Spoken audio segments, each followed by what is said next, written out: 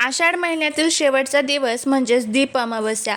या दिवसाला आषाढी अमावस्या किंवा गतहारी अमावस्या असेही म्हणतात. यावर्षी 12 ऑगस्ट रोजी दीप अमावस्या साजरी केली जात आहे. दिव्यांची आपल्या जीवनात अनन्यसाधारण महत्त्व आहे, कारण दिवा हा अंधार दूर करून प्रकाशाची आणि ज्ञानाची पहाट आणतो. आजच्या व्हिडिओमध्ये आपण सविस्तर माहिती जाणून घेणार आहोत. दीप अमावस्येचे महत्त्व, या दिवशी कोणती कामे करू नयेत, कोणत्या चुका टाळाव्यात आणि घरात सुख समृद्धी मिळवण्यासाठी पूजा कशी करावी. या राहू काळामध्ये चुकू नये, आपल्याला पूजा करायची नाहीये. राहू काळ कधी आहे, पूजेचा शुभ मुहूर्त कोणता आहे, या संदर्भात संपूर्ण माहिती आपण जाणून घेणार आहोत. त्यामुळे व्हिडिओ हा कुठे स्किप न करता शेवटपर्यंत पहा. जर या चॅनलवरती नवीन असाल तर चॅनलला सबस्क्राईब करा आणि कमेंटमध्ये ओम दीप देवताय नमो नमः लिहायला अजिबात विसरू नका, जेणेकरून 33 कोटी देवांचा आशीर्वाद तुम्हाला प्राप्त होईल आणि घरातील सुख, सर्व दुःख, दारिद्र्य हे दूर होतील. हिंदू धर्मात प्रत्येक सणाला आणि व्रताला एक विशेष शास्त्रीय आधार असतो. आषाढ महिना संपून श्रावण महिन्याचे आगमन होण्यापूर्वी येणारी ही अमावस्या दिवांच्या पूजनासाठी राखीव ठेवण्यात आली आहे. आपल्या घरातील इडापिडा, नकारात्मक ऊर्जा, आजारपण आणि दारिद्र्य दूर होऊन घरावर लक्ष्मीची आणि अन्नपूर्णेची कृपा राहावी, हा या पूजेमागील मुख्य उद्देश असतो. तसेच श्रावण महिन्यात अनेक व्रत वैकल्ये केली जातात. त्या मंगलमय महिन्याचे स्वागत करण्यासाठी आदल्या दिवशी घरातील सर्व महत्त्वाच्या घटकांची म्हणजेच दिव्यांची पूजा करून वातावरणात सकारात्मकता आणली जाते. दिवा हे तेजाचे आणि आरोग्याचे आणि समृद्धीचे प्रतीक मानले जाते. तर दीप अमावस्येच्या दिवशी काय करावे. दीप अमावस्येच्या दिवशी सकाळी लवकर उठून स्नान करावे. या दिवशी घरातील प्रत्येक कोपरा स्वच्छ करणे अत्यंत शुभ मानले जाते, कारण अस्वच्छ ठिकाणी नकारात्मक ऊर्जा राहते. घरातील पितळेचे, तांबे आणि चांदीचे किंवा मातीचे सर्व दिवे समई निरांजन एकत्र करून ते पितांबरी किंवा लिंबू मिठाने व्यवस्थितपणे घासून लख्ख करावे. अमावस्या हा दिवस पितरांच्या स्मरणासाठी अत्यंत पवित्र मानला जातो. या दिवशी पूर्वजांच्या नावाने अन्न, पाणी किंवा वस्त्रांचे दान करावे. गरिबांना किंवा गरजूंना अन्नदान केल्यास पितृदोष दूर होतो आणि पूर्वजांचे आशीर्वाद मिळतात. स्वच्छ केलेले सर्व दिवे पाटावर किंवा चौरंगावर ठेवून स्वच्छ करून त्यांची व्यवस्थितपणे पूजा करावी. या दिवशी दिव्यांना पुरणपोळी, कणकेचे दिवे किंवा खीर पुरीचा नैवेद्य दाखवला जातो. या दिवशी घरात स्वच्छता न ठेवणे किंवा दिवसभर आळस करणे अशुभ मानले जाते. घरातील अस्वच्छता गरिबीला आमंत्रण देते. अमावस्या हा धार्मिक दृष्टीने संवेदनशील दिवस असल्याने या दिवशी पूर्णपणे सात्विक आहार घ्यावा. मद्यपान, मांसाहार तसेच कांदा लसूण युक्त अन्न खाणे टाळावे. या दिवशी घरातील वातावरण आनंदी आणि शांत ठेवावे. घरात वादविवाद, संताप किंवा कोणाचे अपमान करणे टाळावे, कारण यामुळे घरातील लक्ष्मी निघून जाते. संध्याकाळच्या वेळी घराच्या कोणत्याही कोपऱ्यात पूर्ण अंधार राहणार नाही याची काळजी घ्या. विशेषतः ईशान्य कोपरा आणि मुख्य प्रवेशद्वार नेहमी प्रकाशमान ठेवा. झाडे झुडपे तोडणे किंवा त्यांचे नुकसान करणे हे या दिवशी वर्ज्य मानले जाते. सर्वप्रथम या दिवशी तुम्हाला हॉलमध्ये एक स्वच्छ पाट ठेवायचा आहे. त्या पाटाभोवती रांगोळी काढायची आहे. पाटावर स्वच्छ लाल किंवा पिवळे वस्त्र अंथरायचे आहे. त्यावर तांदळाच्या किंवा गव्हाच्या लहान लहान राशी ठेवायच्या आहे.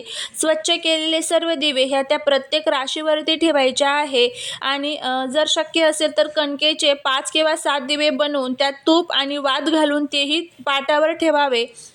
सर्व दिव्यांना हळद, कुंकू आणि अक्षता वाहाव्यात. प्रत्येक दिव्याला सुवासिक फुले अर्पण करावीत. सर्व दिव्यांमध्ये शुद्ध गाईचे तूप आणि तिळाचे तेल घालून ते प्रज्वलित करावेत.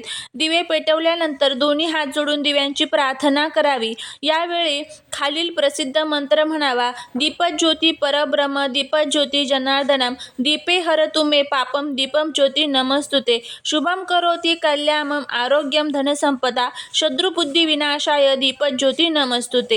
दिव्यांसमोर गुळ खोबऱ्याचा नैवेद्य दाखवावा किंवा जे आपण कणकेचे गोड दिवे तयार केलेले आहे तर त्यांनी ओवाळून तर त्याचा सुद्धा नैवेद्य दाखवू शकतात. त्यानंतर नैवेद्य दाखवल्यावर आरती करावी. घरात सुख, शांती, समृद्धी, उत्तम आरोग्य राहावे यासाठी प्रार्थना करावी.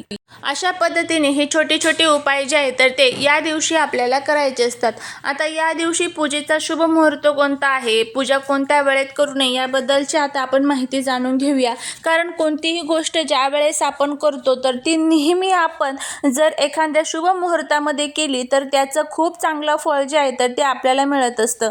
आणि जर आपण तीच अशुभ मुहूर्तामध्ये पूजा केली तर त्याचं फळ जे आहे तर ते आपल्याला चांगलं अजिबात मिळत नाही. त्यामुळे कधीही पूजा करत असताना ती शुभ मुहूर्तामध्येच आपल्याला करायची असते.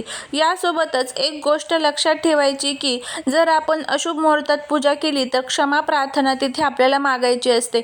आता या दिवशी सूर्यग्रहण देखील असणार आहे, पण सूर्यग्रहण जे आहे तर ते आपल्या भारतात दिसणार नाही. त्यामुळे त्याचे नियम जे काही आहे तर ते आपल्याला पाळायची अजिबात गरज नाही आहे. आता बघा, आपल्याला जो पूजेचा शुभ मुहूर्त असणार आहे तर तो आपण बघूया.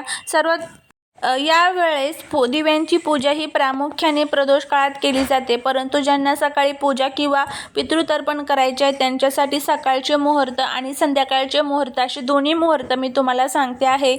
तर सकाळचा पूजेचा शुभ मुहूर्त जो असणार आहे तर तो सकाळी 6 वाजल्यापासून ते 9 वाजेपर्यंत असणार आहे. हा अमृत व शुभ चौघडी हा काळ अत्यंत पवित्र आहे.